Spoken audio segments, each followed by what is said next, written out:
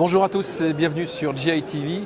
On est sur le salon Evolution, sur le stand de la région Auvergne-Rhône-Alpes. Et mon invité du jour est Jean-Christian Beaumont, directeur général exécutif de Impulsion. Bonjour. Bonjour. Impulsion, on rappelle que c'est une société avec plusieurs partenaires autour du projet ZEV, ce projet donc en région Aura. Donc, Impulsion, oui, c'est une SAS de droit privé avec 5 actionnaires principaux, la région Auvergne-Rhône-Alpes, 33%, Engie, Michelin, la CDC et le Crédit Agricole. Alors, il y a tout un programme de déploiement de stations, ça c'est l'origine du projet ZEV, et il y en a déjà un certain nombre qui ont été mises en service.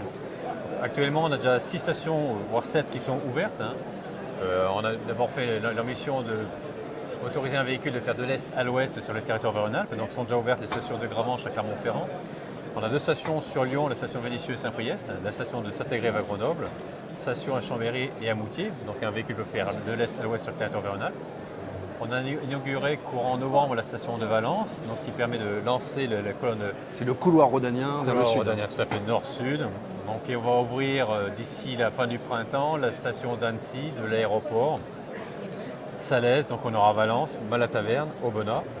Et on ouvre en ce moment la station de Cournon sur Clermont-Ferrand. Ça fait quand même pas mal de cases à cocher, j'allais dire, sur votre programme. Donc ça fera donc à peu près 13 stations ouvertes courant de l'année 25. Il nous en restera 2. Saint-Étienne courant 26 et la Vallée-les-Mauriennes courant 26 aussi.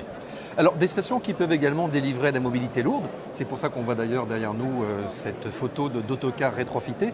Et d'ailleurs il y a pas mal de bus ou autocars qui vont arriver prochainement.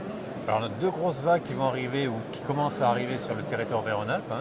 La première vague c'est donc la Clermont Métropole avec le SMTC qui a lancé donc 14 à 15 bus. Donc les premiers sont déjà arrivés sur Clermont-Ferrand. Donc les montée progressive entre janvier et décembre et pendant juin de cette année avec des bus rétrofités GCK et des bus Solaris. Première vague. Et la deuxième vague avec les cars de la région. La région Auvergne-Rhône-Alpes s'est engagée à mettre 50 cars à échéance 24, 25, 26 sur le territoire Auvergne-Rhône-Alpes, des cars rétrofités produits par GCK Mobility. La première vague arrive entre février et mai-juin de cette année. Et la deuxième vague devrait arriver fin d'année, début l'année prochaine, et la troisième vague fin 2026. Alors ce qui est intéressant de noter, c'est que vous êtes un exemple vivant que la mobilité peut fonctionner, que les stations sont là, au rendez-vous.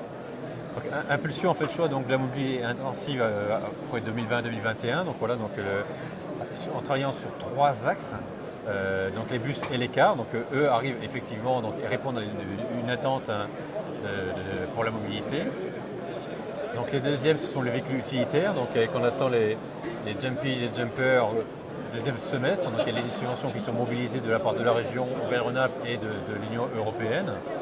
Arrivent aussi les camions. Donc, on a un premier camion Hyundai qui arrive porté par l'entreprise Plume courant avril sur le territoire Auvergne-Rhône-Alpes. Et on travaille pour l'arrivée effective des camions 26-27 sur le territoire Auvergne-Rhône-Alpes.